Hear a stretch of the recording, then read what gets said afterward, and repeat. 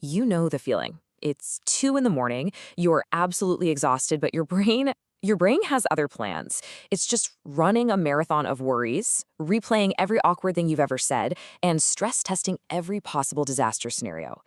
If that sounds even a little bit familiar, you are in exactly the right place. We're about to explore a super simple physical hack to shut down that overthinking engine. And believe it or not, it all starts with your eyes. Right? Does it ever feel like your mind is just a broken record, totally stuck on the same anxious track? That feeling of being trapped in a loop where one worry just dominoes into the next? It is so common. But here's the good news. You are not powerless against it. There's a way to physically hit the pause button. So here's how we're going to break it all down. First, we'll get into what that overthinking loop actually is. Then, we'll look at why that classic advice to just think positive almost always backfires. After that, we'll dive into this amazing brain hack I'm calling the eyeball off switch, explain exactly how it works, and then we'll round it out by adding a few more really powerful tools to your body's own anti-anxiety toolkit. Okay, so first things first, the overthinking loop. Why is it that our brain picks the dead of night when all we want is to sleep to suddenly decide it's time to solve all the world's problems? Well, here's the thing. Your brain isn't actually trying to sabotage you. Not at all. All day long, we keep it so busy, distracted with work and screens and just chores. The second we lie down in the dark and quiet, our brain basically goes, "Oh, awesome. Finally, some time down. Let's process everything we didn't get to today." It's really just trying to do its job, but the timing is just awful. And it leads to those super frustrating circular thoughts. And this brings us to a really crucial point. If you've ever been told to just calm down or think positive when you're feeling anxious, you already know it almost never works. In fact, sometimes it can actually make things worse. Let's get into why that is. Mel Robbins just nails it with this quote. This advice we always hear to just think positive thoughts. It fails because it completely misunderstands what's really happening in our brain and our body when we're in a state of high anxiety. It's like trying to put out a fire with a squirt gun. So this is the key difference, a top-down versus a bottom-up approach.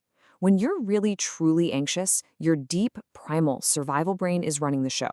Trying to use your logical thinking brain to reason with it, it's like trying to whisper instructions to someone at a rock concert. It's just not going to hear you.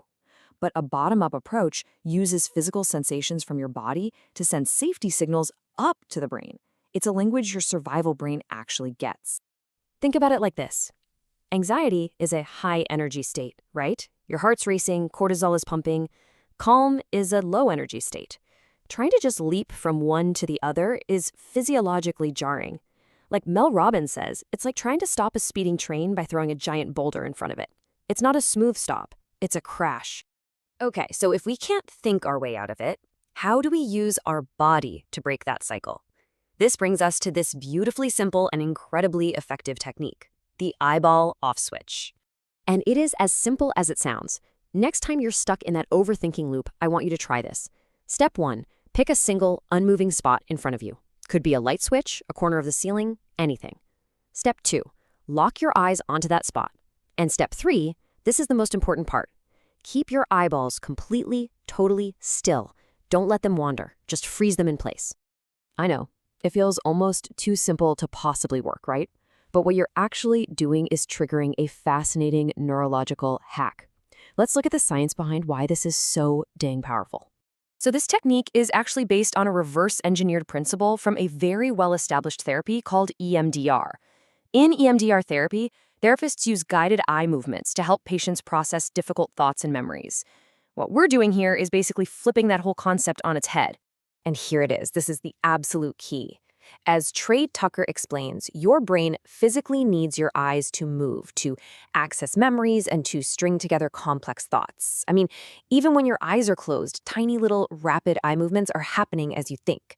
So when you consciously freeze your eyes, you physically interrupt the entire process. It's like a circuit breaker. Your brain literally cannot continue its frantic thought loops without those little eye movements. You're not fighting thoughts with more thoughts. You are pulling the plug on the whole operation at a physical level. Now, this eyeball trick is just one amazing tool in a much larger and really powerful toolkit. These are all what we call bottom-up techniques that use your body's hardware to change your mind's software. So let's quickly add two more to your arsenal, something called the physiological sigh and the 5-4-3-2-1 grounding method. These are fantastic partners to the eyeball off switch. The physiological sigh is actually the fastest known way to voluntarily calm your nervous system. All you do is take a sharp double inhale through your nose, like a big sniff followed by a little top up, and then a really long, slow exhale through your mouth. That double inhale pops open the tiny air sacs in your lungs, which lets you offload more carbon dioxide on the exhale, and that instantly tells your brain to chill out. And then there's the 5-4-3-2-1 method. This one is so powerful for pulling your brain out of future worries and anchoring it in the safety of right now. You just intentionally name 5 things you can see, 4 things you can physically feel, 3 things you can hear, 2 you can smell, and finally 1 emotion you're currently feeling. It forces your attention away from all the what ifs and onto the what is. And really, this is the main takeaway. Freezing your eyes, taking that special sigh, grounding yourself in your senses. These are not just clever mental distractions. No, they are deliberate, physical actions that directly intervene in your body's stress response. They send a powerful, undeniable message of safety from your body right up to your brain. So I'll just leave you with this thought. We spend so much time and energy trying to wrestle our thoughts into submission. But what if the most powerful key to controlling your mind isn't actually in your mind at all, but in this simple, accessible, and powerful toolkit of your own body?